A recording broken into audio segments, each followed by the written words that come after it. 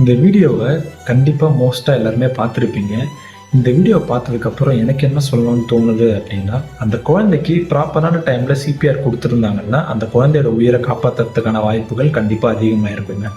இது மட்டும் இல்லை, நிறைய குழந்தைங்க கிரவுண்டில் விளையாடிக்கிட்டு இருக்கும்போதே உயிர் இழக்கிறாங்க அப்படின்னு சொல்லிட்டு நிறைய நியூஸ் இப்போ ரீசெண்டாக அதிகமாகிட்டு இருக்கு.